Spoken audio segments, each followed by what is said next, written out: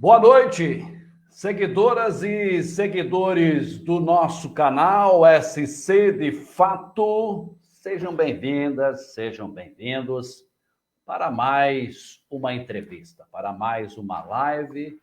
Hoje é terça-feira, dia 11 de agosto. A entrevista vai ser show hoje, galera. Show. Fiquem ligados aí. Podem compartilhar já essa live, porque temos uma personalidade hoje aqui que eu quero que vocês, ao anunciar essa personalidade, pode bater palma aí, manda no comentário aí o aplauso, porque o cara merece, viu? Então, mas antes disso, eu tenho que valorizar aqui as pessoas que estão nos apoiando nessas lives. Quero agradecer aqui a Cleriarte, os anúncios da Cleriarte, aqueles quadros muito bonitos, estão aqui, o anúncio está aqui na página SC de Fato, como também da CleanCard, né? Está aqui o meu cartão da CleanCard, saúde aqui, convênio de saúde, já fiz, você também vai fazer. E os nossos amigos da Asbanco. A Asbanco é a Associação dos Bananicultores lá de Corupá, que estão aí nos apoiando também nas nossas entrevistas, principalmente a live da Bananicultura, que a gente faz todas as segundas-feiras aqui no canal SC de Fato. Grande abraço a todos, agradeço de coração, está aumentando e muito o número de seguidores do canal, está aumentando e muito as curtidas aqui no canal, e eu, guri aqui, e o Piá aqui vibrando muito com o apoio que vocês estão me dando, que vocês estão aí, digamos, avalizando aqui o meu canal. Muito obrigado a todos. Senhoras e senhores e senhoras, vai aparecer aqui do meu lado, nesse exato momento, ele, Paulo de Almeida. Boa noite, Pirã. Boa noite, seguidores. Aí, Paulo de Almeida, uma pessoa que eu tenho uma admiração muito grande, admiro demais esse cara. E o Elton, que já está aqui, certamente te admira também. E todos aqueles que já participaram aqui, já falaram sobre defesa civil, sobre recursos naturais, sobre desastres ambientais, enfim, todas essas pessoas aí, com certeza, neste momento, estão te aplaudindo, Paulo, por você, hoje, digamos assim, estar aqui retornando a uma atividade que você desenvolvia muito bem, mas que, ultimamente, você está aí desenvolvendo uma outra atividade de muito sucesso também, e você já vai falar sobre isso. Mas, Paulo, boa noite você já deu, mas eu quero aqui te agradecer muito por você atender o nosso pedido e estar aqui no SC de Fato, no nosso humilde canal, Paulo. Muito obrigado, viu? Boa noite, querido. Boa noite, Pirã. Eu que agradeço. É uma satisfação poder participar aqui com você.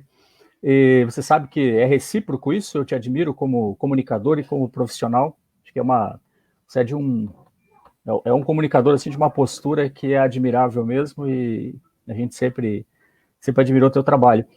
E parabéns por esse trabalho que você está fazendo aqui, de trazer pessoas para conversar, de trazer informação para as pessoas. Eu acho que isso é valioso demais. Trazer informação. Eu acho que esse conhecimento, essa informação, seja lá o que for trazido aqui, valoriza quem traz a informação e valoriza quem está aí do outro lado ouvindo também. Então, você está de parabéns por todo o trabalho que você está desenvolvendo aqui. Muito obrigado. Você traz para a gente, sem dúvida nenhuma, um conteúdo muito rico, pelo trabalho, pelo que você fez, pelo trabalho de pesquisa que você fez. Você é um estudioso nesta área do clima, de desastres naturais, tudo isso. Você é autor de livros, você é uma pessoa que atuou em várias frentes, né? Eu não vou aqui ler todo o teu currículo, mas quero dizer ao pessoal que o Paulo, gente, atuou muito como voluntário de defesa civil, como voluntário nos bombeiros voluntários lá de Jaraguá do Sul, foi um dos fundadores de um grupo de voluntários de busca e salvamento, é um cara que esteve focado como consultor de defesa civil da Associação dos Municípios aqui do Vale do Itapucu. Quer dizer, uma pessoa que realmente esteve nos momentos críticos de muita angústia de parte da população diante dos desastres que nós vimos em toda a nossa região. Nós tínhamos o Paulo na frente, colocando-se à disposição. Felipe agora está conosco também, diretamente de Portugal. Abraço, querido Felipe. Dá uma boa noite para a gente, já bem mais tarde que aqui, mas firme conosco. É uma pessoa maravilhosa, Felipe, também. Sempre foi, também. Mas, Paulo, coloque um pouco para a gente, faz aí a tua apresentação. Muita gente já te conhece, mas é importante você colocar esse momento, nesse período que você esteve nessa atuação, realmente muito focado nisso, Paulo. Certo. É assim, como o Pirão falou, hoje eu estou afastado, minha atividade é outra, eu tenho um negócio de família aqui, eu e minha esposa, nós iniciamos um negócio há 5 anos atrás, e hoje a gente está trabalhando com aulas online de costura, atende o Brasil inteiro, então mudou por completamente assim, o rumo das coisas, mas defesa civil, desastre, essa situação de emergência, assim, sempre esteve muito ligado comigo. Inclusive, eu e minha esposa nos conhecemos como bombeiros voluntários. Nós conhecemos dentro da corporação, éramos ambos voluntários e acabamos nos casando. Então, desde 2003 como bombeiro voluntário e depois ajudando a fundar, fui um dos fundadores do Gerar, e desde 2010 eu tenho atuado como voluntário de defesa civil também. Hoje também bastante afastado disso, mas em 2010, 2011, então a gente passou por várias situações, 2008, Ilhota, esse envolvimento com o desastre sempre esteve presente aqui na minha vida, né? Eu sempre gostei bastante do tema, por poder ajudar e também porque é um assunto que me interessa, eu gosto de estudar sobre isso, eu gosto de buscar soluções para esse tipo de coisa. E desde então eu tenho me envolvido com isso, com defesa civil e tudo mais. Inclusive foi esse envolvimento, eu ir até o campo de desastre, ver o desastre, ajudar no desastre, enquanto minha família ficava em casa, isso me levou a escrever esse livro, que é o Guia de Autoproteção. Eu senti necessidade disso, de que ao momento em que quem está fazendo atendimento ao desastre estiver em campo, fazendo o que ele tem que fazer, que é salvar vidas, resgatar pessoas e tudo mais, é importante que a família fique resguardada, né? Então eu pensei, na verdade, assim, na hora de escrever, na hora de passar isso para o papel, foi a minha situação que me motivou a isso. Mas eu vejo que isso é uma necessidade para todo cidadão. Eu tenho, desde 2015, que eu publiquei esse livro em 2015, mas eu venho trabalhando nisso. O Felipe sabe muito bem disso, inclusive ele deve dizer nos comentários que ele não me desincentivou, mas ele questionou o fato de eu fazer esse livro, né?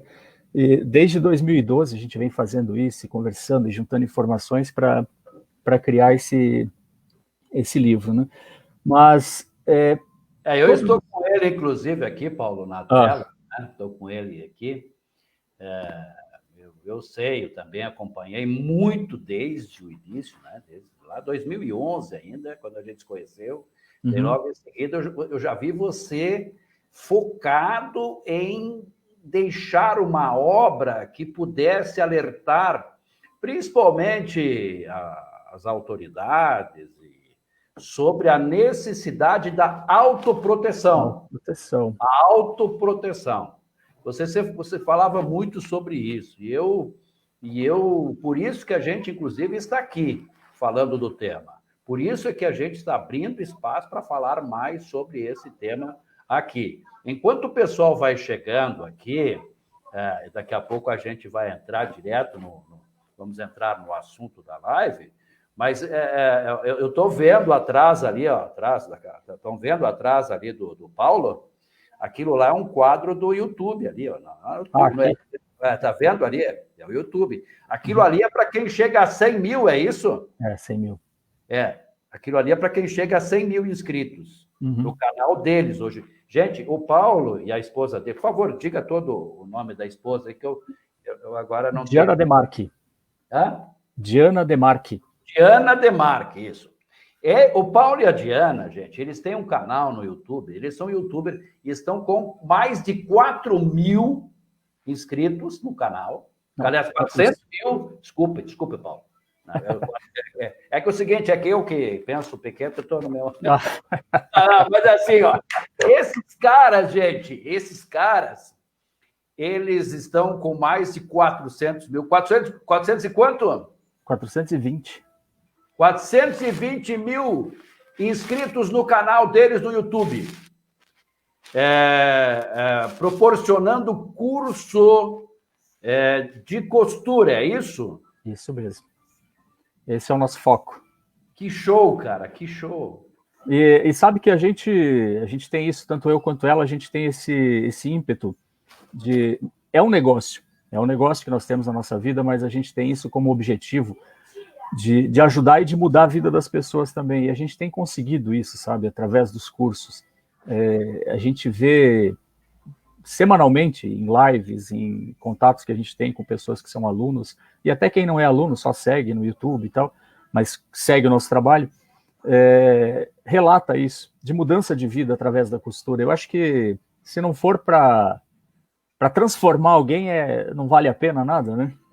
Cara, tu continua sendo essa pessoa maravilhosa que tá toda hora pensando em ajudar os outros, né, cara? Tu não para desse teu foco. Realmente, Paulo, a gente precisa destacar isso, né? Porque você sempre procurou estar à disposição dos outros, ajudando os outros, né? Antes, nessa tua lida, e até perigosa às vezes, como você estava sempre na linha de frente, né, nessas questões, e agora aí, do lado da costura também, ajudando as pessoas, você e a tua esposa, né? E isso também te dando algo que você sempre quis, né? É a mesma coisa que a gente procura fazer aqui, que é tentar agregar na vida das pessoas alguma coisa, algo a mais, entende? Esse é o nosso objetivo, né, cara? Mas é muito show essa vida também de youtuber, ou não é, Paulo? Com certeza, é bom. A gente tem a gente é youtuber pelo fato de fazer as coisas acontecerem dentro do YouTube, né? Mas hoje a gente está assim, uma empresa mesmo. É uma empresa, é um negócio. A gente tem nos nossos cursos pagos, a gente está aí com mais de 15 mil alunos no Brasil inteiro. Então é um negócio mesmo, né? E o YouTube é uma ferramenta de trabalho para nós, assim como o Instagram, assim como outras redes também. Que legal, Paulo. Olha, realmente e que bom que está ajudando as pessoas, né? O Felipe já lembra aqui aquilo que tu acabou de colocar, viu, Paulo? Em 2013, que o Paulo estava escrevendo no livro, e eu perguntei para ele se ele não achava se o livro seria sensacionalista. Bom, sabemos como foi em 2014, né? Legal. Pegou água na casa dele. Como é que foi essa em 2014? Em 2014 em julho de 2014 foi uma das maiores enchentes que teve aqui, né? Sim. Que o Rio Itapocu encheu, transbordou, pegou a Nova Brasil, o Amizade, ali ela foi grande, né? E de 2012 a 2013 ali que a gente estava conversando sobre isso, tal, teve um curso que foi a Ania, que foi entrevistada por você aí agora esses dias, né? Sábado. E o Felipe, nós fomos a São Bento, um curso de educação ambiental. E nisso, a Ania foi para dar palestra lá, e a gente ficou conversando, e eu falando com ele sobre isso aí, e ele Ele falou, mas você não vai ser sensacionalista, você não... Acho que você vai trazer pânico para as pessoas e tal. Isso trouxe no prólogo do livro, eu trouxe até escrito isso assim, ó, para algumas pessoas esse guia poderá parecer exagerado e sensacionalista. Já me protegi do que o Felipe tinha falado. E aí em 2014, que deu todo aquele problema ali, ele pegou água na casa dele, né? Depois a gente conversou bastante sobre isso. E 2014, na verdade, para mim foi um exemplo também, porque quando ele falou isso não é sensacionalista, tal. Eu morava num apartamento, hoje eu moro numa casa. Mas eu morava num apartamento no centro da cidade, e ali estava meus 2 filhos e a minha esposa, e eu pensava assim, pô, estou escrevendo isso aqui, estou trazendo essa informação, estou me baseando em coisas lá de fora, de Portugal, inclusive, muita informação lá, eles tem uma cultura muito forte de autoproteção, nos Estados Unidos também, vários países têm uma cultura muito forte de autoproteção. E eu começava a pensar assim, será que realmente eu vou fazer isso? Porque qual, qual é a possibilidade de acontecer alguma coisa comigo? Eu moro num apartamento, a única coisa que pode acontecer é pegar fogo, porque enchente, deslizamento, eu não estou sujeito a isso, né? Então, algumas coisas que eu escrevi no livro, eu me questionei. Para mim, não vai servir isso. Aí, reservava água, alimento, uma série de coisas. Quem baixar o livro aí depois pode ver com mais calma. Mas em 2014, para resumir, na sexta-feira começou a chover muito forte. E eu fui chamado lá na Defesa Civil, sempre como voluntário, e representando o Gerar, que era o grupo que eu fazia parte na época também. Eu fui para lá e fiquei dentro da Defesa Civil, de sexta-feira até domingo, lá dentro, sem sair. E a minha família em casa. Choveu muito, e veio o batalhão de ajuda humanitária que estava em Joinville, veio para cá, e veio muita gente para ajudar. E eu permaneci ali dentro, ajudando na organização, no comando do negócio ali, junto com o pessoal da Defesa Civil. E a minha esposa em casa, e meu celular acabou a bateria, não consegui mais contato com ela, tal. E ela ficou em casa, encheu por completo embaixo na garagem do prédio. O gerador parou de funcionar, não ia água para a caixa d'água. O resultado disso foi que ficou sem energia elétrica, sem gás, porque a central de gás não funcionava, ficou sem água, a gente ficou também por um bom tempo, porque deu problema na bomba. E, resumindo, é que ela usou tudo que eu tinha guardado, que achava que nunca ia utilizar, ela usou naquele dia. Inclusive, o livro não estava pronto ainda, e esse episódio ajudou a melhorar algumas coisas que a gente não tinha visto. Um exemplo disso, Piran, as crianças. Foi 2014, minha filha tinha 1 ano. Tinha 1 ano e pouquinho. E sem internet, sem televisão, sem luz, né, sem nada, tem que dormir cedo. E aí a gente sentiu necessidade de incluir no kit de emergência para esse tipo de coisa, que tinha lá comida, tem água, tem o radinho a pilha para ver os comunicadores falando e tal, pilha, lanterna, tudo que precisava, mas a gente sentiu necessidade de ter brinquedinhos, presentinhos, livros de atividade, coisas que fossem trazer entretenimento para as crianças. Isso é uma coisa que a gente incluiu depois, porque ali a gente utilizou tudo que precisava e viu que precisava de algo mais ainda, né?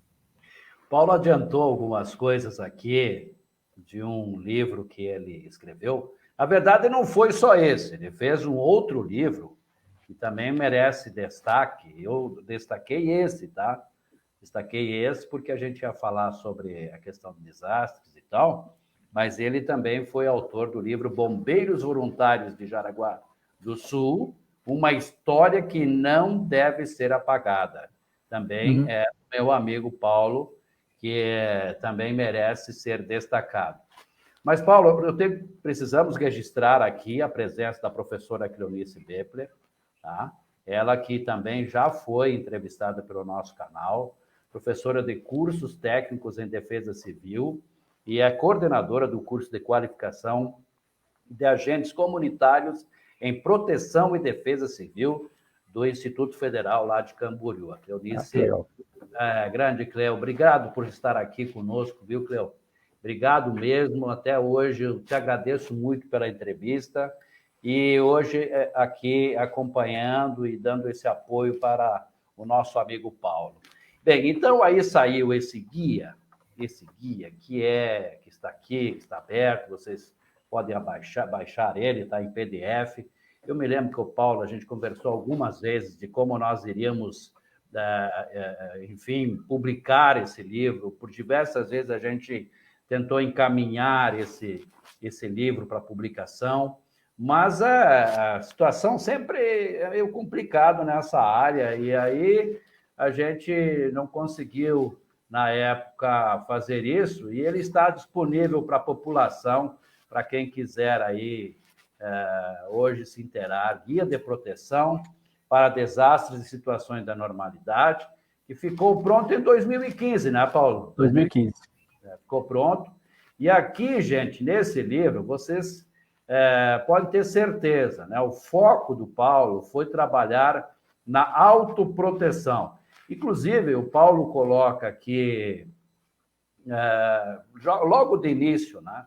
Ele coloca uma parte da Lei 12.608, né? Que é a Política Nacional de Proteção e Defesa Civil, e ele coloca uma parte do artigo 5º, que diz o seguinte: orientar as comunidades e adotar comportamentos adequados de prevenção e de resposta em situação de desastre e promover a autoproteção.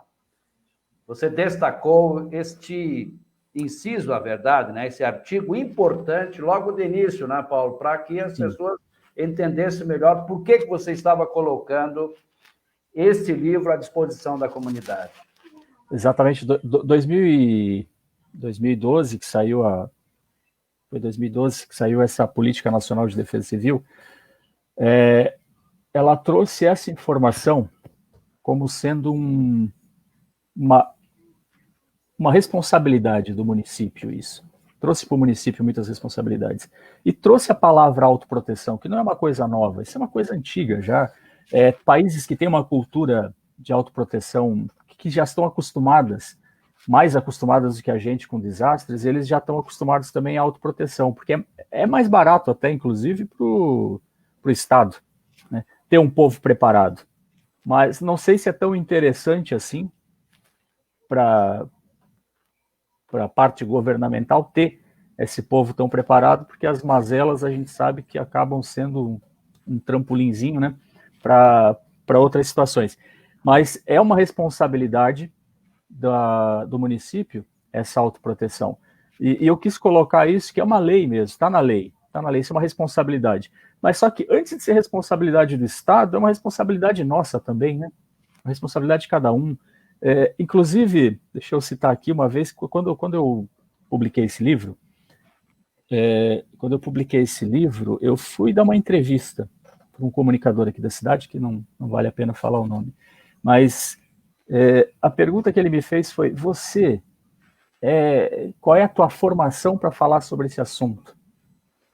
E aí, na hora, eu pensei, vou puxar aqui tudo que eu fiz isso, fiz aquilo, atendi aquele outro, tal, falei um monte de situações nas quais eu me enquadrava, que me avalizava falar sobre esse assunto, que eu tinha ido lá e percebido e tal, mas depois que eu fui embora, eu pensei, eu não precisaria ter formação nenhuma, tá? Não precisa ter formação para isso, porque esse é um assunto que todo cidadão, independente da formação dele, independente do grau de escolaridade, isso é algo que tem que ser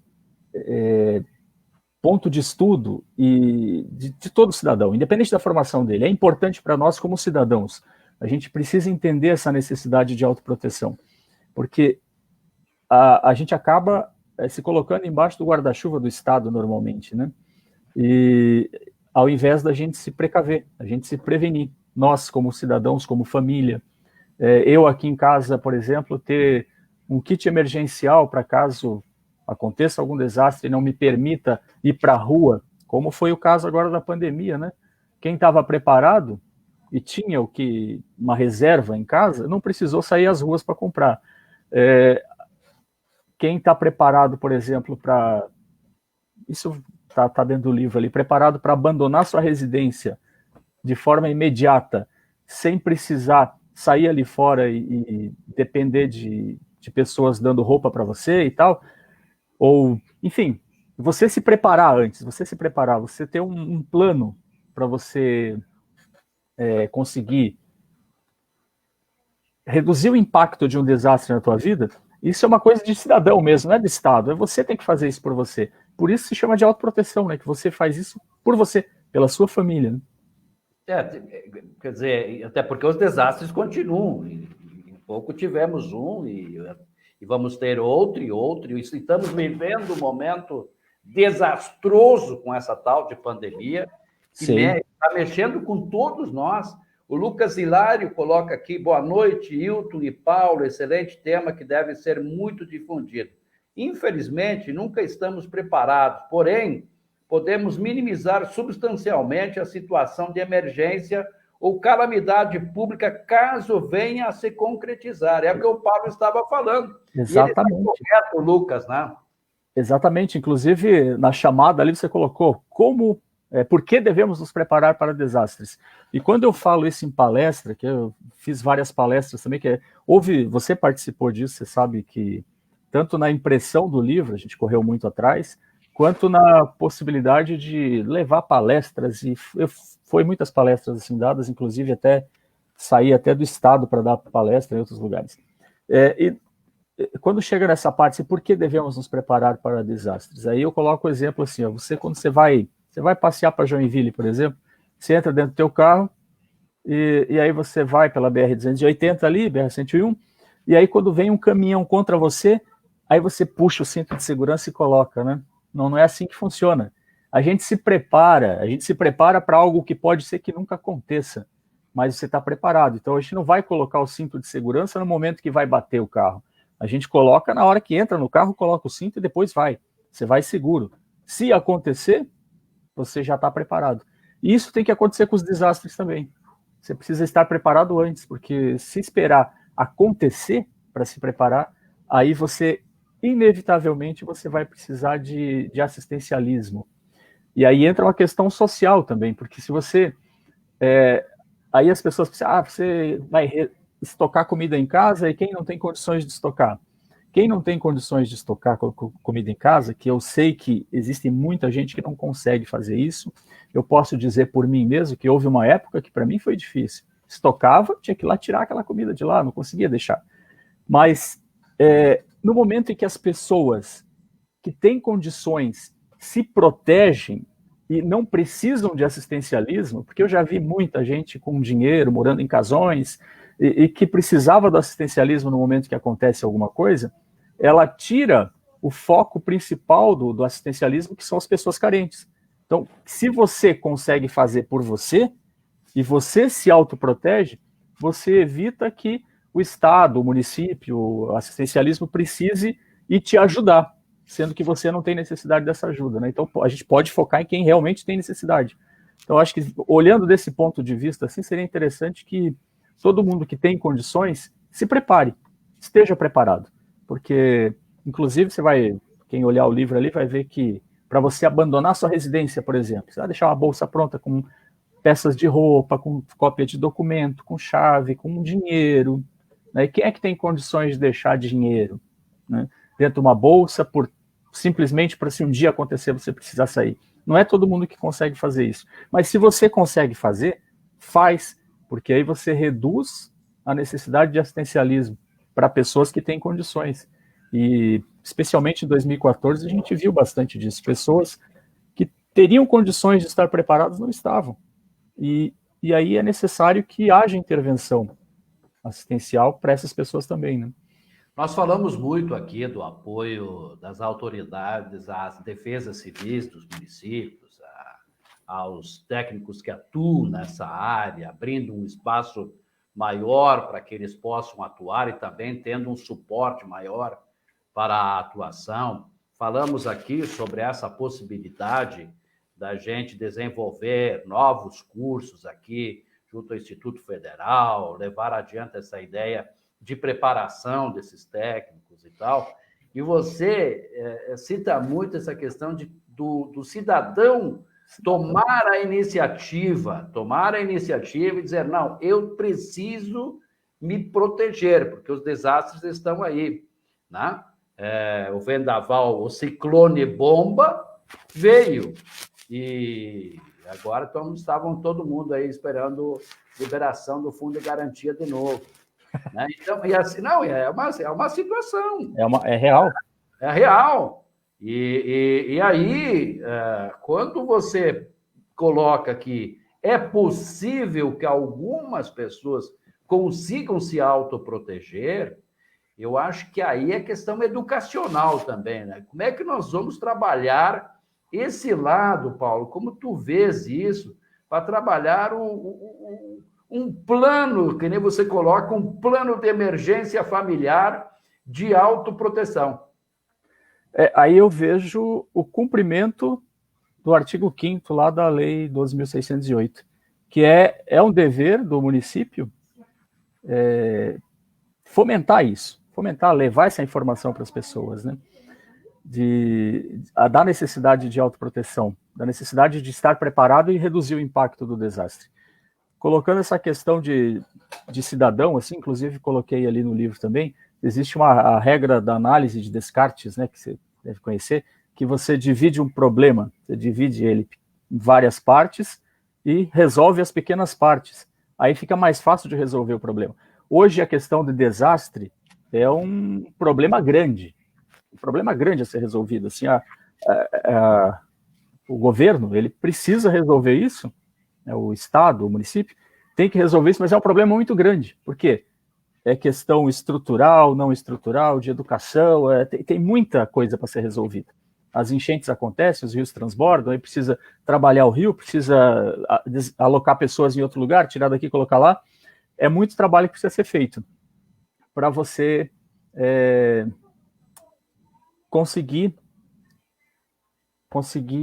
resolver esse problema. Se cada pessoa assumir uma partezinha do problema, voltando àquela situação, quem tem condições de fazer, né, principalmente, mas se cada pessoa resolver o problema, se preparar para isso, a gente reduz o problema maior. Então, dividimos o problema e cada um resolve uma partezinha, fica mais fácil de resolver, né? Te lembras, Paulo, que a gente conversava muito, eu aqui como líder comunitário, atuando aqui na liderança comunitária, nas associações de moradores, nos eventos que a gente realizava aqui, de associações e etc., a gente discutia muito, né, essa participação do cidadão no enfrentamento dessas questões que envolvem os desastres aqui, que é como o cidadão pode participar? De que forma eu tenho que agir para que o rio, quando ele transbordar, de que forma eu vou me preparar para isso? Ou quando acontecer um ciclone bomba como esse? Ou, quer dizer, as lideranças comunitárias, as entidades, os bombeiros voluntários que fazem esse papel fundamental, né? E com o respaldo do município, do poder público, eu acredito que nós precisamos urgentemente voltar a ativo em ações muito fortes de prevenção. Eu acho que não dá mais para esperar. Principalmente, a gente comentava aqui nas lives, que nós estamos num estado que, seguidamente, nós temos problemas aí com desastres. E o estado de Santa Catarina ele é campeão, né? Porque a gente tem maremoto, tem frios extremos, tem vendaval, ciclone, tem enchente, deslizamento. Em quantas frentes? Tá faltando terremoto aqui ainda. Em quantas frentes você já esteve? Olha, pois é. E aí eu vou. Né? E aí, assim, eu costumo sempre chamar a responsabilidade para o cidadão também, como você mesmo falou. Não eximo a responsabilidade do Estado de forma alguma, mas eu defendo que, inclusive coloco também essa questão do artigo 144 da Constituição, onde fala que é dever deixa até, para não falar bobeira, mas o artigo 144 ele fala assim, a segurança pública qual é exercida para a preservação da ordem pública e da incolumidade, das pessoas e do patrimônio é dever do Estado, direito e responsabilidade de todos. Então, é dever do Estado, mas é uma responsabilidade nossa também, né? E aí eu coloco assim, que se a pessoa, como cidadão, ela não é capaz de entender como foi feito um cálculo, isso eu coloco bem no início do livro, já para a pessoa, a hora que começa a ler, ela já entender que tem uma responsabilidade em cima dela também. Se ela não é capaz de entender como foi feita a equação, então ela tem duas opções. Ou ela aprende a fazer o cálculo, ou ela aceita o resultado. Então, para a gente poder reclamar de alguma coisa, para a gente poder ir atrás dos nossos direitos, a gente precisa saber quais são esses direitos e a gente precisa entender minimamente como as coisas funcionam. E é muito comum também a gente escutar assim, é culpa do poder público, né? Isso também, eu cito muito isso assim, porque, e não é tirando a responsabilidade do poder público, mas a gente escuta isso, é culpa do poder público. E aí a gente pergunta qual o poder público que está se falando, né? Se é municipal, estadual, federal, se é legislativo, judiciário, executivo. Então tem coisas que a gente, como cidadão, precisa entender como funciona, para não cobrar de quem não deve e deixar passar aqueles que devem. Eu acho que isso é o mínimo que o cidadão pode fazer. A gente, como comunidade, associação de bairros, enfim, a gente aprender como funcionam essas engrenagens do serviço público, especialmente da defesa civil, da proteção do cidadão e tudo mais, da segurança pública, a gente saber como entende, como funcionam essas coisas para cobrar e cobrar de quem realmente deve, né? Quem realmente deve nos dar essa proteção. Inclusive, temos uma situação agora que é clara, né, Paulo? Uma situação clara que o poder público está tentando fazer a sua parte, né, orientando a população, e grande parte ainda, uma boa parte da população, não é obediente às orientações do poder público. Sim. Né? Do poder público que eu falo, assim, o executivo, né, baseado também no legislativo, e o próprio judiciário que está fiscalizando Sim. o cumprimento dessas determinações. O Elton está certo quando ele diz que as prefeituras realmente devem estruturar e apoiar as ações de defesa civil local. Isso é um tema que a gente já discutiu aqui e seguidamente a gente coloca aqui, que as estruturas de defesa civil precisam de total apoio do município, das prefeituras, e que realmente nessas estruturas a gente tenha técnicos capacitados para exercer a função, que não tenha nenhum apadrinhado ali num cargo tão importante que vai trabalhar em proteger vidas. Então, é fundamental isso. Eu registro aqui também a presença do vereador Ernesto, que está aqui, boa noite, a Jusilene Moura de Moura, com certeza precisamos dessa consciência e registrar a presença do professor Abílio, Júlio Costa. Professor Abílio, quero uma live sua, professor Abílio, para nós conversarmos sobre karatê. Esse cara é monstro no karatê, né, Paulo? O cara é bom demais. Então, assim, cheio de medalha, né? Tem medalha em casa aos montes. Mas, agora, pode falar. Não, fica à vontade, Paulo, por favor. Agora, complementando a situação ali que você tinha me perguntado, eu acabei puxando outro assunto para jogar de novo essa questão de responsabilidade. E para chegar nesse ponto, assim, de que a pessoa pode fazer, né? Como se preparar? Eu vou trazer aqui duas situações. Independente do tipo de desastre que ocorra, você tem a tua casa, você mora nessa casa, a tua vida é ali. Quando ocorre um desastre, você vai ter duas coisas que você pode fazer. Ou ficar dentro da tua casa, até que o problema passe, porque a tua casa é o lugar mais seguro, ou você precisa sair imediatamente da sua casa, porque o risco está na sua casa. Caso de incêndio, deslizamento, enchente, com água entrando, você precisa sair imediatamente de dentro de casa, para preservar a sua vida e de seus familiares. Em outras situações, a coisa está acontecendo lá fora, mas é mais seguro para você ficar dentro de casa. Né? Então, são duas situações assim que ocorrem. E para isso a gente tem duas medidas diferentes. Uma, se eu precisar evacuar rapidamente da minha residência, eu preciso estar minimamente preparado para sair ali para a rua, né, sem que me falte roupa, sem que me falte os documentos, sem que me falte o básico. Então, são algumas coisas importantes assim que a gente precisa levar em consideração. E isso é preconizado mundialmente. Nos Estados Unidos é muito comum isso, existe propaganda na televisão informando as pessoas sobre isso, porque ocorrem os terremotos, que a pessoa precisa sair rapidamente de casa, até uma bolsa pronta ali com uma peça de roupa ou duas para cada membro da família, com os documentos, com chaves extras e uma série de outras coisas que vai reduzir o impacto daquilo na vida dele lá fora. São coisas importantes que ele precisa ter com ele, se precisar abandonar a casa, e a casa caiu, né? Vai fazer o quê depois, né? Se pelo menos ele tiver os documentos de toda a família, já vai resolver um monte de coisa lá fora.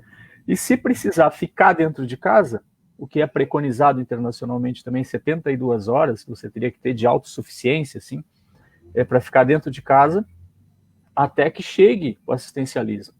Porque pode ser que a gente precise ficar uma semana, como é o caso da pandemia. Quanto tempo a gente precisa ficar dentro de casa, né?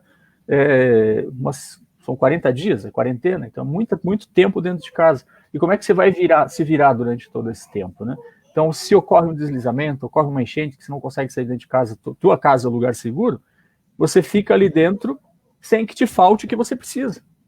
Sem que te falte comida, sem que te falte água, sem que te falte entretenimento para as crianças, enfim, para você conseguir, no mínimo, 72 horas sem precisar sair de casa, sem ir para a rua atrapalhar quem está trabalhando, né? E sem ir para a rua, colocar carro na rua, fazer trânsito, ou ser obrigado a ir comprar alguma coisa naquele momento. Né? E colocar outras pessoas em risco também. Com certeza. E a partir do momento que a gente atrapalha quem está trabalhando para resgatar outras pessoas, a gente está colocando várias pessoas em risco, né? Inclusive a gente mesmo, né?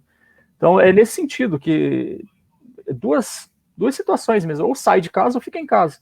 E para as duas nós precisamos estar preparados. Né? E estar preparado também, a questão, você falou há pouco num curso de educação ambiental lá em São Bento, que você esteve lá. Uhum. Eu acho que nós temos que ter essa educação ambiental para não gerar danos ao meio ambiente que possa te trazer o desastre. Claro. Né? Por exemplo, eu não posso desmatar uma área que amanhã ou depois pode deslizar na minha cabeça. Eu não posso construir num ambiente, a gente entende que talvez esses locais são locais onde as pessoas com menos poder aquisitivo vão adquirir um lote aí e vão se acomodar por lá, mas correndo risco, e colocando outras pessoas em risco, colocando a família em risco. Então, a educação ambiental é uma maneira de você se prevenir, de autoproteção. Eu não vou construir do lado do rio, ou eu não vou estar fazendo algo que possa represar a água, que vai ocasionar a enchente, e amanhã ou depois a minha casa talvez não atinja, mas vai atingir a casa do Paulo, e eu gosto muito do Paulo, pô. Eu não quero que a casa dele seja alagada. Claro, é bem por aí. Sentido, esses aterros que acontecem, né, muitas vezes, e você comprando áreas em cima de aterros e etc., isso você está correndo risco. Quer dizer, e essa proteção de essa educação ambiental é necessária, né? Eu acredito, o Paulo, e o Felipe diz aqui, foi o curso de formação de educadores ambientais do Comitê Itapocu. Ele está lembrando. Obrigado, Felipe. Então, essa educação ambiental já me ajuda também a não correr risco, Paulo. Claro, com certeza. Aí vem a responsabilidade de novo, né? Porque jogar lixo na rua, não se preocupar com coisas simples, que depois pode trazer de volta para a gente o efeito, né? O efeito daquilo que a gente faz, a consequência. E nada mais é do que isso, né?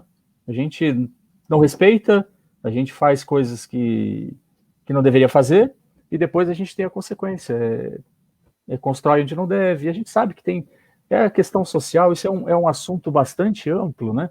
E eu costumo também dizer assim, que se fosse tão fácil resolver, já estava resolvido, né? E esse é um ponto, assim, para a gente participar desse tipo de coisa, a gente como comunidade, é importante entender isso.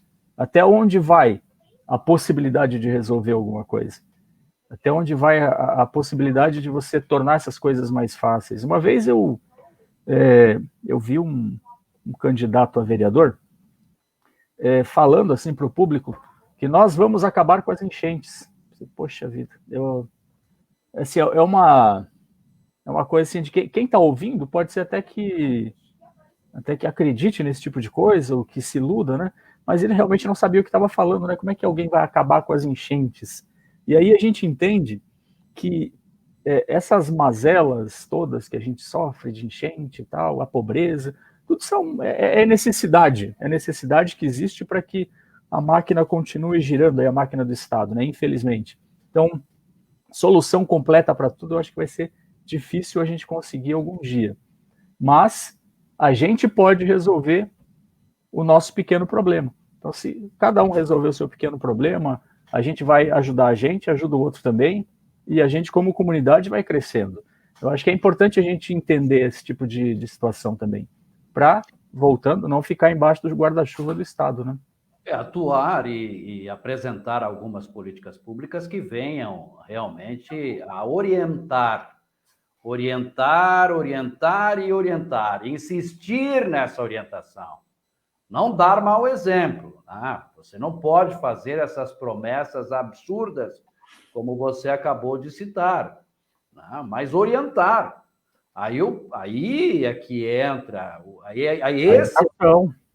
Esse é o papel. Uhum. Nós temos que estar, por exemplo, nós como servidores públicos, eu me coloco também, sou um servidor, e o servidor público, e aí está também o vereador, aí também está o prefeito, está o secretário, todos somos servidores públicos, temos que focar nesse tema no sentido de que nós possamos preparar as pessoas para elas se protegerem, para não, ali na frente, a gente não correu. E como você falou lá no início, é uma forma do município economizar, do Estado Sim. economizar.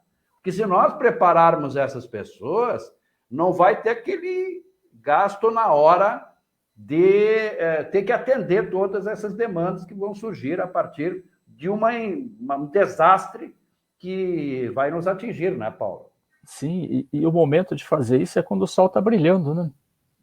Porque depois que começa a chover e o morro desliza, a gente não tem tempo hábil para fazer isso. Então, sempre o momento de organizar as coisas, de orientar, de educar, é o momento em que está tudo bem, né? Que está tudo certinho, está tudo. Faz tempo que a gente não tem nenhum desastre. Acho que o último foi 2014 mesmo, são 6 anos. Você imagina quanto poderia ser feito de educação nesse sentido durante 6 anos, né? Para levar informação para as pessoas, para que quando ocorra de novo, você tenha uma comunidade mais preparada para isso, né? E não só nesse sentido de proteção, de autoproteção, mas como você falou, educação ambiental, uma série de outras coisas, que é antes da coisa acontecer, que a gente precisa levantar essa informação e levar para a comunidade essa orientação mesmo, né? E é necessário que a comunidade queira, né? Sim. É necessário que a comunidade queira isso também. E é necessário que a comunidade entenda. Quando eu não cuido do saneamento básico, por exemplo, jogo tudo para o rio, ou, enfim, né? A gente vai ter doenças graves como essa do Covid. Uhum. A gente tem problemas de desmatamento, enfim. Isso tudo da educação ambiental, mas ações novas, políticas novas de proteção, de defesa civil, né? Todo dia a gente deveria estar pensando nisso, todos os dias. Isso. No sol, como tu fala, né? Uhum. Mas o Ernesto coloca aqui, deixa eu ver, Pirã, sabe, sou fã da defesa civil, tanto municipal quanto do Estado, quando se refere ao senhor Oswaldo. Mas lhe pergunto, quanto ao cargo apadrinhado pelo Executivo, ajuda ou complica o município, pois em muitos casos o diretor de defesa civil é indicado pelo Executivo e muitas vezes sem noção alguma e mais, ainda sem ter algum respaldo com a defesa civil do Estado. Bom, aí o vereador, né, tem a sua função, né, de orientar não, função de fazer aí a sua manifestação, pedindo ao executivo providências, né? Ele tem esse papel. Mas assim, eu não sei se tu queres destacar aí mais sobre você até entrou já no assunto, mas assim, ó, nós tivemos, Paulo, há pouco esse ciclone, né? Nós tivemos, e não faz muito tempo, um problema sério que a Defesa Civil do Estado, inclusive, quis assumir uma obra aí que era da SC-108, né? E tudo isso você acompanhou lá atrás ainda, né? Não era de hoje que você via ali o problema, tínhamos um problema ali naquela região, né? Uhum.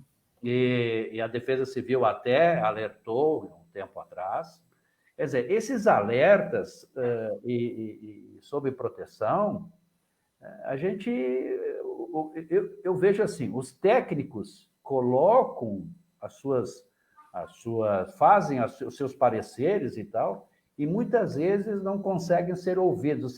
Você continua sentindo isso, Paulo? Ah, sim, com certeza.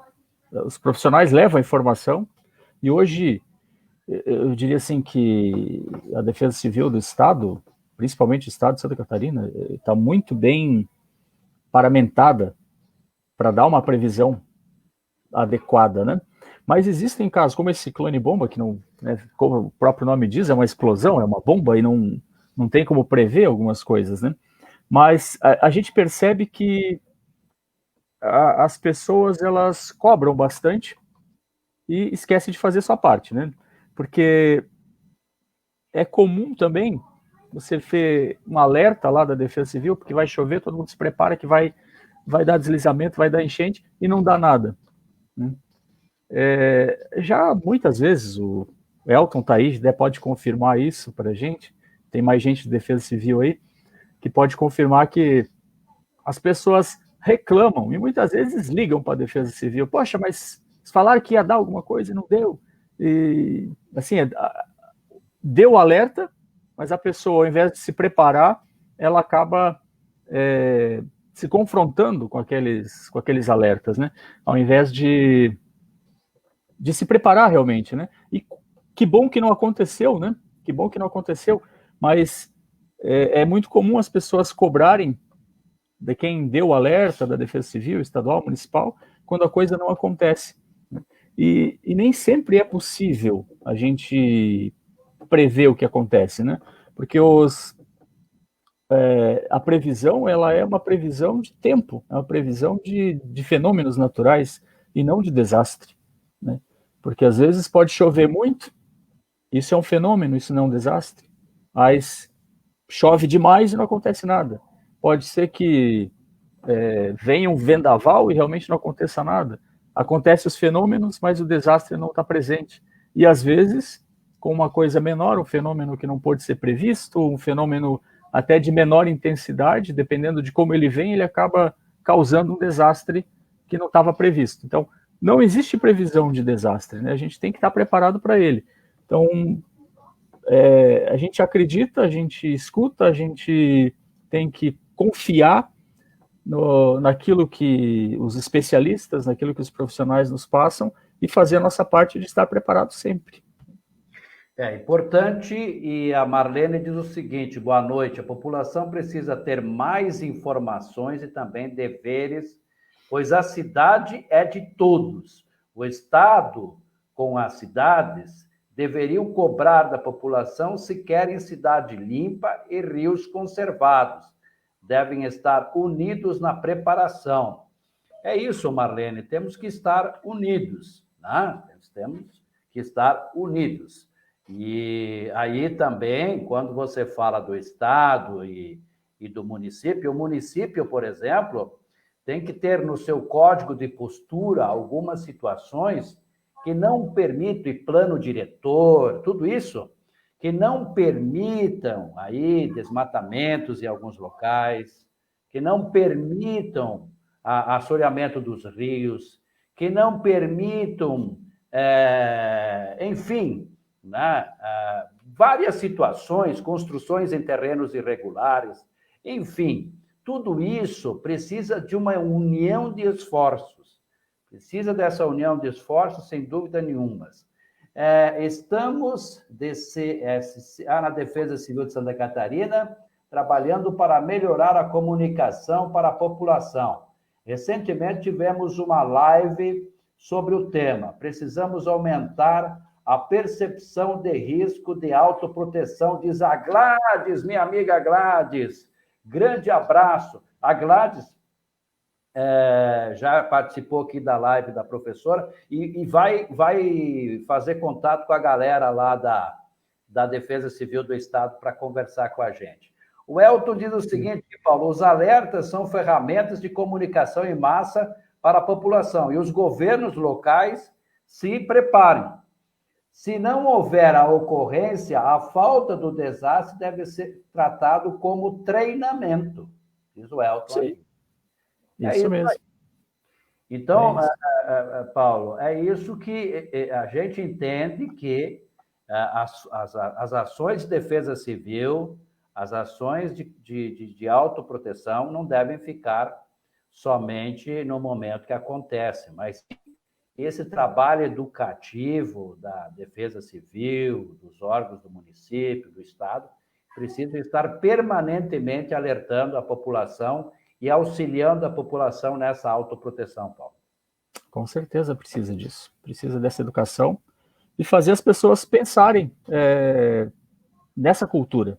É uma mudança de cultura mesmo, né? Porque hoje nós não temos essa cultura de autoproteção. Não é uma preocupação que nós temos, não é uma preocupação que meu vizinho tem aqui, mas a gente precisa fazer um trabalho educativo, como você mesmo disse, de orientação, para que isso passe a ser parte da nossa cultura. A gente realmente ter, por exemplo, 10 metros de lona preta em casa, né?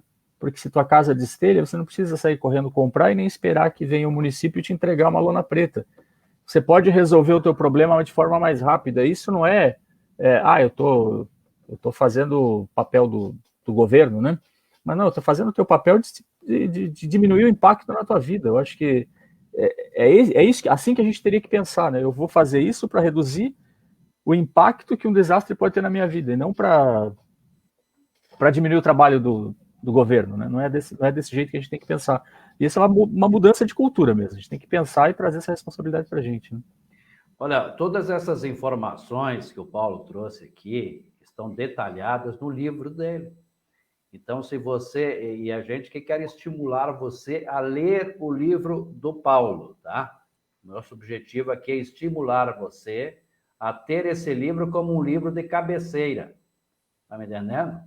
Porque assim, um guia de autoproteção para desastres e situações de anormalidade, ele vai te ajudar e muito na tua vida, né? É como assim, como trabalhar como um agente comunitário de saúde, né? Eu sei, é como trabalhar nessa área da saúde, porque eu vou estar protegendo a minha vida. Então, assim, não vamos só ficar no corretivo, vamos falar na prevenção. Paulo, passamos algum recado ou você quer passar mais alguns recados? Não, eu acho que é isso, né, Pira? Acho que a gente conversou bastante. Eu queria frisar aqui que esse livro ele nunca teve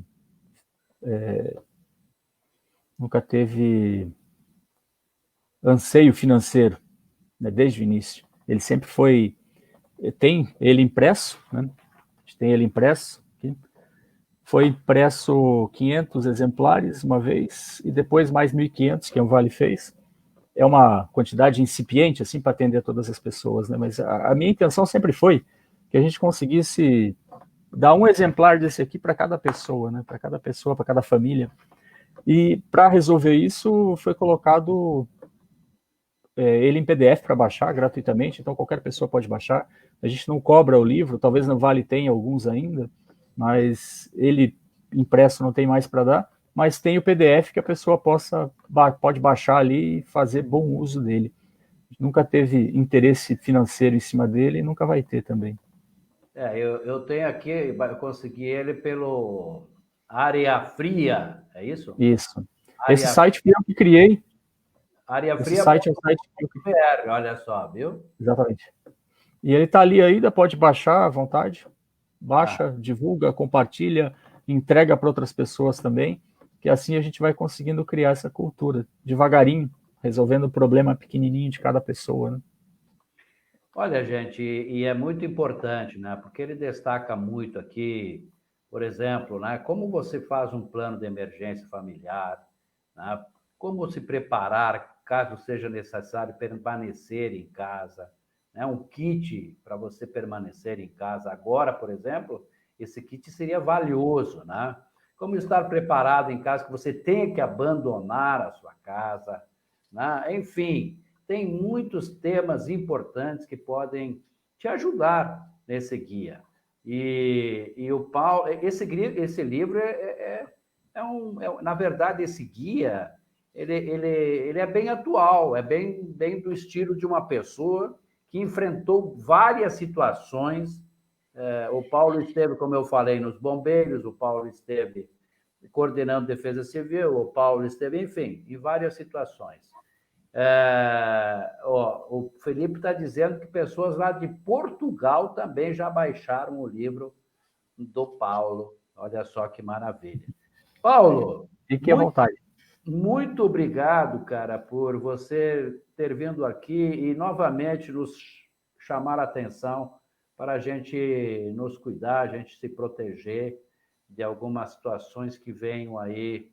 E seguidamente a gente dá de cara com essas situações aí, enchente. Infelizmente. Infelizmente ela vem.